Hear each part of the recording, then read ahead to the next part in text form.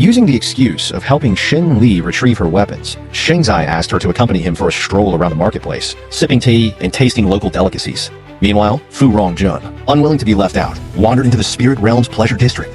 The courtesan there was exceptionally graceful and seductive. First, she danced provocatively in front of the crowd, then acted as a wine peddler.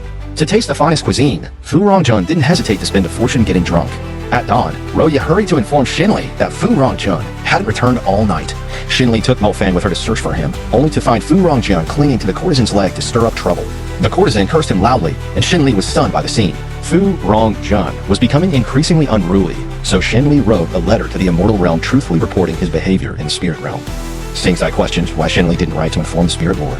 Xinli didn't want to go that far. She knew how important this marriage alliance was to the spirit realm. Even though she disliked Fu Rongjun, she didn't want to disappoint the spirit lord again. Hearing this, Xing felt a pang of guilt. After all, he was the one who meddled in matchmaking in the first place, and now he was reaping what he had sown. Ever since the spirit lord returned the bigger pearl to Xinli, she had been experiencing heart palpitations for several days. That night, her whole body was burning up with fever. Roya first went to look for Fu Rongjun, but he wasn't in his room. With no other choice, she turned to Xing Zai. After checking Xinli's pulse, Xing Zai used his divine power to cool her down. Once Xinli's condition improved, Xing Zai got up to leave. In the courtyard, he had a vague sense that Xinli had been poisoned with a heartless goo. Last time, Fu Rongjun clung to the courtesan's leg and ended up getting beaten by Mo Fang. Though Mo Fang always wore a stern face, Fu Rongjun found him interesting. From then on, whenever he had free time, he would run to the military camp to look for Mo Fang.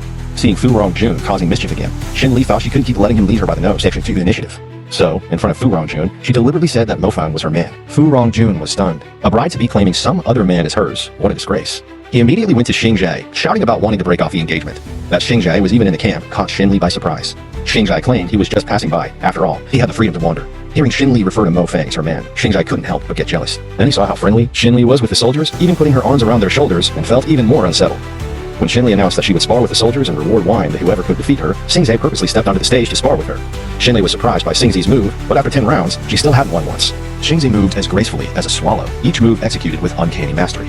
With lightning speed, he won decisively, earning the respect of all present. Xing Zai didn't ask for wine. Instead, he posed 3 questions to Xinli. He first asked about her relationship with the soldiers she had just been so familiar with. The 2 soldiers didn't know what Xing Zai was getting at. They were already married and clearly regarded Xinli as their lord. Xinli honestly answered that they were comrades in arms. But when Xing Zai pointed to Mo Fang and asked about her relationship with him, Xinli immediately realized, was Xing Zai upset because she had just claimed Mo Fang was hers, but she had just recently rejected Mo Fang, and now, in front of everyone, she couldn't cause trouble for him. So Xinli had no choice but to say that he was also just a comrade. Satisfied with her answer, Xing Zai joined everyone for a drink with the princess. Fu Rongjun thought Xing Zai had asked those questions to clear things up on his behalf and gratefully thanked him. But when Xing Zai calmly said he had already written a letter to the Heavenly Lord reporting Fu Rongjun's actions and words in the spirit realm, Fu Rongjun was stunned as if struck by lightning and was left speechless. If you loved the story, subscribe for the next episode.